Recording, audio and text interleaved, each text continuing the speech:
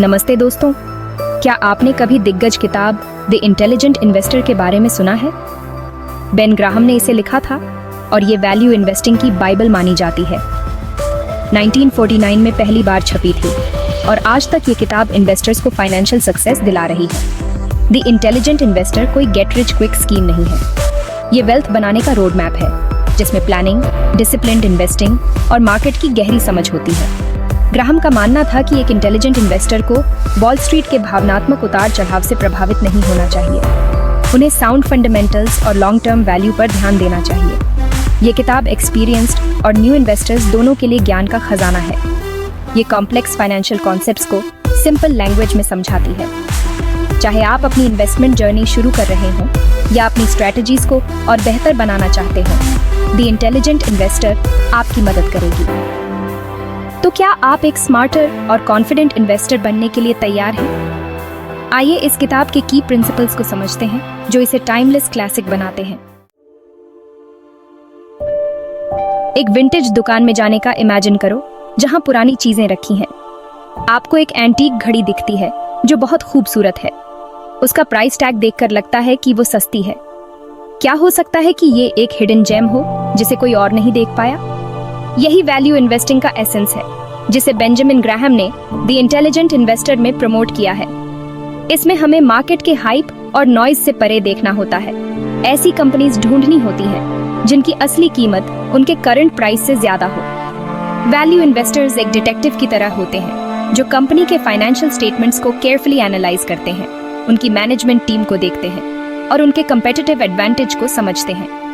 ये short term market fluctuations या नए इन्वेस्टमेंट फैड से इन्फ्लुएंस नहीं होते। इसके बजाय ये अंडरवैल्यूड कंपनीज को ढूंढते हैं जो लॉन्ग टर्म ग्रोथ के लिए तैयार हैं। ऐसे समझो, क्या आप सिर्फ बाहर से देखकर घर खरीदोगे? आप उसका फाउंडेशन देखोगे, स्ट्रक्चर चेक करोगे और उसकी असली वैल्यू समझोगे। वैल्यू इन्वेस्टिंग भी स्टॉक मार्केट में यही प्रिंसिपल अप्लाई करता है। इंट्रिंसिक वैल्यू पर ध्यान देकर इन्वेस्टर्स सोच समझकर डिसीजंस ले सकते हैं, रिस्क कम कर सकते हैं और लॉन्ग टर्म रिटर्न्स को मैक्सिमाइज कर सकते हैं। जैसे ग्राहम ने कहा था, $1 को 50 सेंट्स में खरीदना। इमेजिन करो, आपको एक बिजी रोड क्रॉस करनी है। ये रोड बहुत ही व्यस्त है और हर तरफ से गाड़ियां आ रही हैं। क्या आप बिना सोचे समझे दौड़ जाओगे या आप इधर उधर देखोगे, सिग्नल का इंतजार करोगे और सेफ रहकर क्रॉस करोगे? जाहिर है, आप पहले ट्रैफिक को ऑब्जर्व करोगे, सिग्नल का इंतजार करोगे और फिर सेफ तरीके से रोड क्रॉस करोगे। जैसे आप रोड पर अपनी सेफ्टी को रिस्क नहीं करोगे, वैसे ही आपको अपने इन्वेस्टमेंट्स के साथ भी रिस्क नहीं लेना चाहिए। फाइनेंशियल वर्ल्ड में भी बहुत सारे रिस्क होते हैं और इन्हें मैनेज करना बहुत जरूरी है। यहाँ पर मार्जिन ऑफ सेफ्टी का कॉन्सेप्ट आता है जो बेंजामिन ग्राहम के इन्वेस्टमेंट फिलॉसफी का एक इम्पोर्टेंट हिस्सा है। ये कॉन्सेप्ट आपको फाइनेंशियल डिसीजंस में एक बफर देता है। ये आपका फाइनेंशियल सेफ्टी नेट है, मार्केट के अनएक्सपेक्टेड उतार चढ़ाव से बचाने के लिए। जब मार्केट में वॉलेटिलिटी होती है तो ये मार्जिन ऑफ सेफ्टी आपको प्रोटेक्ट करता है। बेसिकली, मार्जिन ऑफ सेफ्टी एक कंपनी की इंट्रिंसिक वैल्यू और उसके मार्केट प्राइस का डिफरेंस है। ये डिफरेंस आपको एक कुशन देता है जिससे आप मार्केट फ्लक्चुएशंस को बेटर हैंडल कर सकते हैं। ये आपके इन्वेस्टमेंट्स के लिए डिस्काउंट कूपन की तरह है जो आपके एनालिसिस में गलती या कंपनी के परफॉर्मेंस को इम्पैक्ट करने वाले किसी भी अनफोर्सीन इवेंट से बचाता है।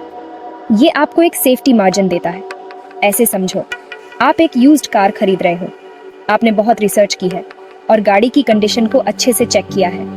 आपने रिसर्च की है, गाड़ी देखी है और उसकी फेयर वैल्यू RS 5,00,000 डिसाइड की है। ये वैल्यू आपके एनालिसिस पर बेस्ड है, लेकिन सेलर RS 0,00,000 मांग रहा है। ये प्राइस आपके कैलकुलेटेड वैल्यू से कम है, तो RS 1,00,000 का डिफरेंस आपका मार्जिन ऑफ सेफ्टी है। ये डिफरेंस आपको एक बफर देता है जिससे आप अनएक्सपेक्टेड कॉस्ट्स को कवर कर सकते हैं। अगर आपसे कोई छुपा हुआ फॉल्ट मिस हो गया हो या गाड़ी में कोई अनएक्सपेक्टेड मरम्मत की ज़रूरत हो तो ये आपको प्रोटेक्ट करेगा। ये मार्जिन आपको फाइनेंशियल लॉस से बचाता है। मार्जिन ऑफ सेफ्टी के साथ इन्वेस्ट करके आप एसेट्स को उनकी कीमत से कम में खरीद रहे होते हैं, जिससे आपका डाउनसाइड रिस्क कम होता है और पोटेंशियल गेन्स ज़्यादा होते हैं। ये स्ट्रैटेजी आपको लॉन्ग टर्म में फ़ायदा देती है। ये एक वाइज तरीका है जो मार्केट की अनसर्टेनिटीज़ को एक्सेप्ट करता है।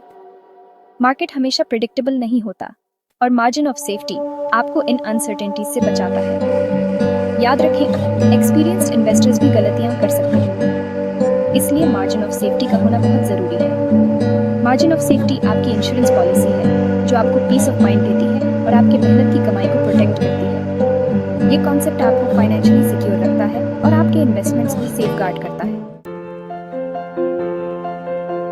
Section 4, investor versus speculator, a tale of two approaches.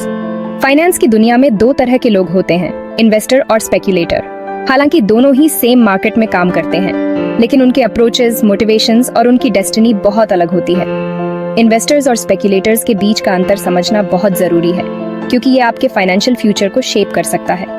Imagine करो, एक एक्सपीरियंस्ड माली अपने बगीचे की देखभाल कर रहा है। वो अपने बगीचे को बहुत प्यार और ध्यान से संभालता है।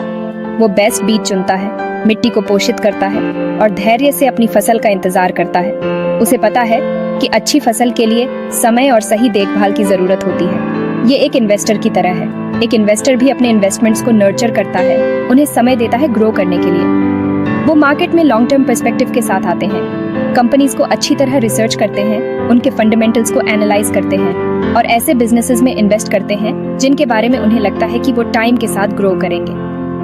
इन्वेस्टर्स का मेन फोकस सस्टेनेबल ग्रोथ और कंसिस्टेंट रिटर्न्स पर होता है। अब एक गैम्बलर को इमेजिन करो जो रूलेट खेल रहा है।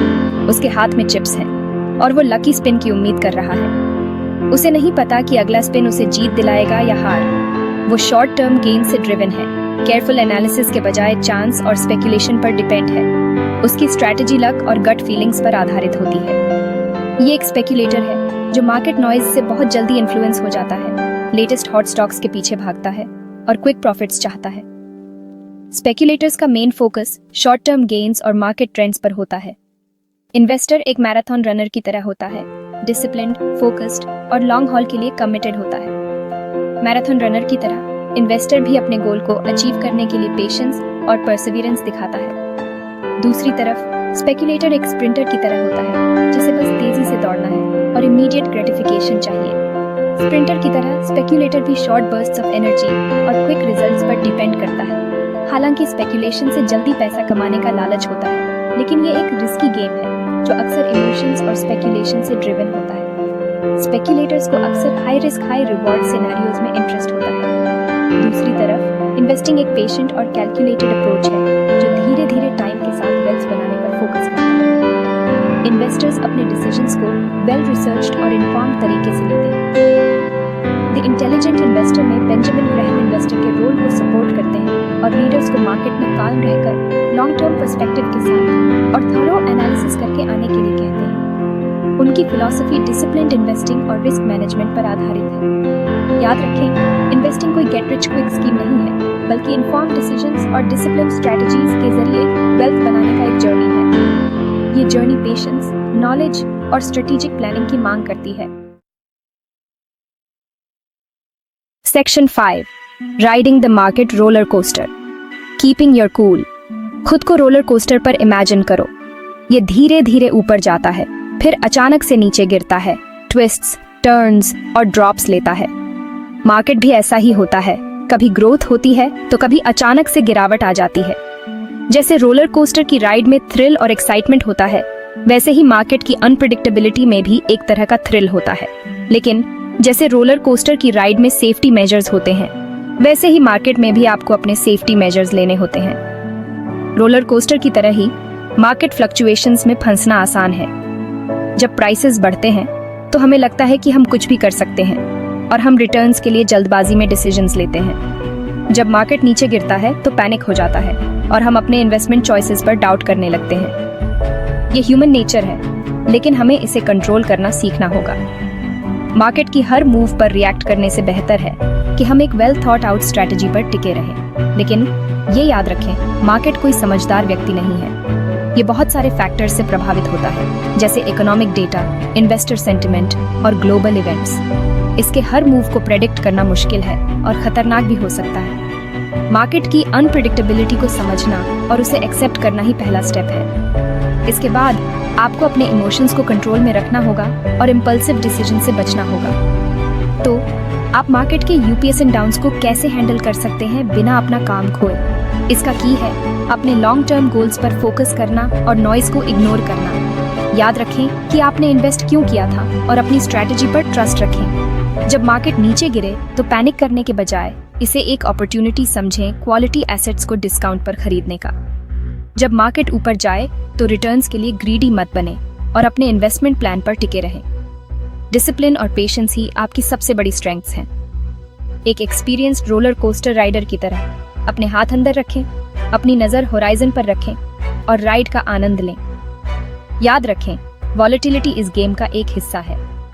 आप इस पर कैसे रिएक्ट करते हैं ये आपकी सक्सेस तय करता है। मार्केट की अनप्रेडिक्टेबिलिटी को एंजॉय करें, लेकिन हमेशा प्रिपेयर्ड रहें। एक वेल प्रिपेयर्ड इन्वेस्टर ही मार्केट की हर सिचुएशन में खुद को संभाल सकता है और लॉन्ग टर्म सक्सेस हासिल कर सकता है। अगर आपको मजेदार कंटेंट पसंद है तो ये वीडियो जरूर देखिएगा। हमें उम्मीद है आपको अच्छा लगा होगा। और भी बढ़िया वीडियोस के लिए लाइक, शेयर और सब्सक्राइब करना मत भूलिएगा। आपके सपोर्ट के लिए शुक्रिया। अगली बार फिर मिलेंगे।